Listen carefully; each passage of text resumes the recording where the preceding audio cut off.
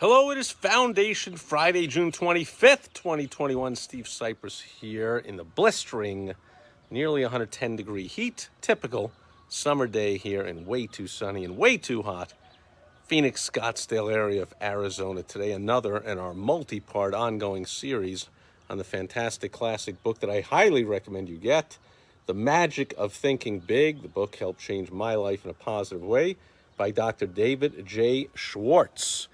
Today, we're talking about building confidence and destroying fear. As Dr. Schwartz says, people like to say, fear is only in your imagination. Don't worry, there's nothing to be afraid of.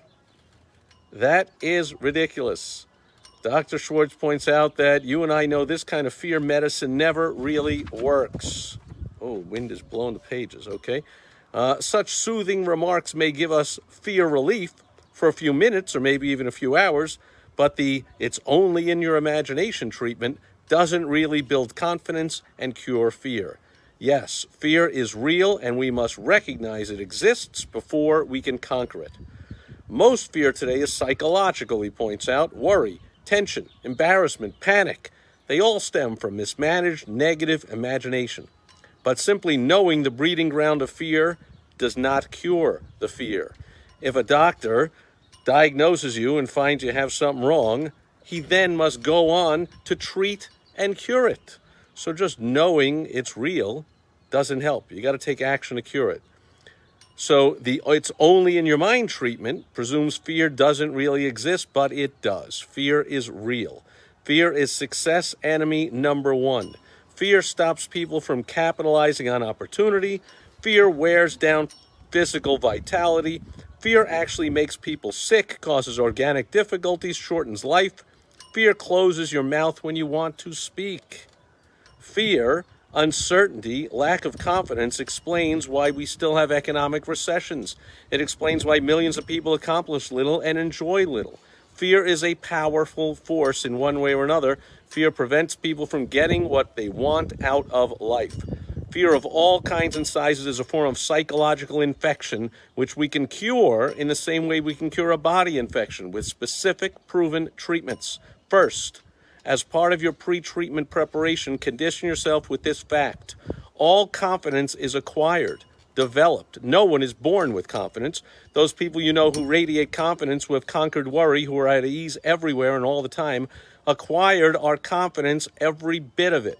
And you can too, and this chapter shows you how, which is why I highly recommend you get the book. But I will go on, and Dr. Schwartz gives a couple examples. I'll give you one from back in my 9-year career with door-to-door sales.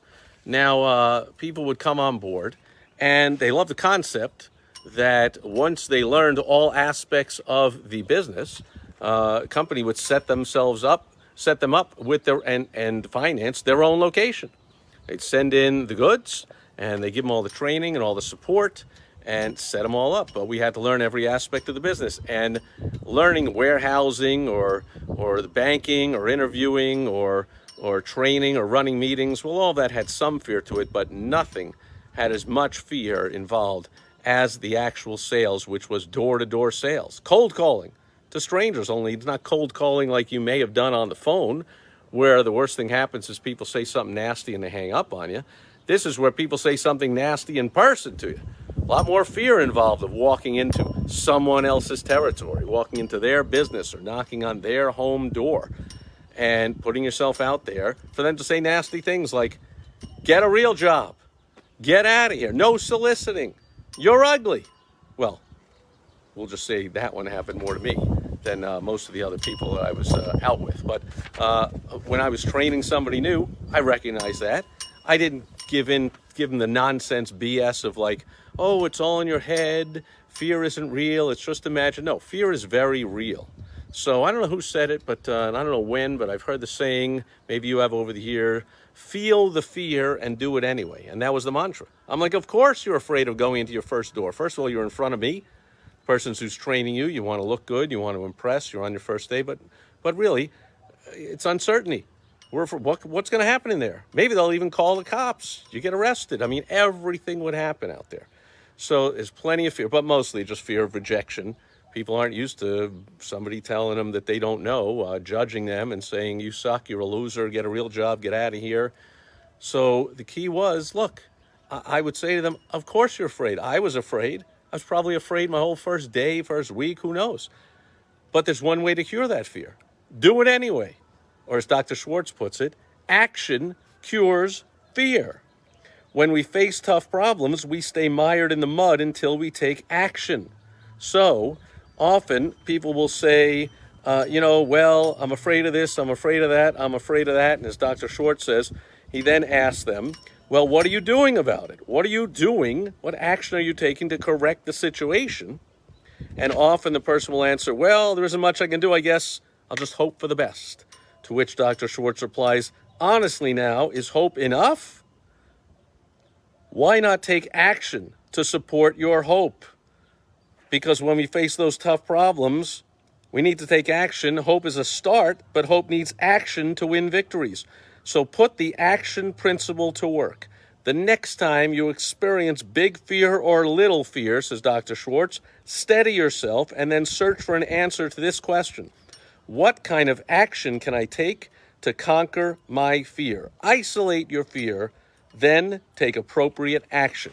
And we will start off next Foundation Friday with 8 different types of fear and the exact action to take to cure each and every one of them. Unless you, of course, go out and get your own copy of the book and you figure it all out before then. Otherwise, thanks for being here today. We'll be back with that episode next Foundation Friday, and I'll be back here again with you tomorrow, as always, on Social Media Saturday. I'll help you turn social media from a time waster into a moneymaker. I'll catch you then. Thanks for being here today. Over and out. Stay cool.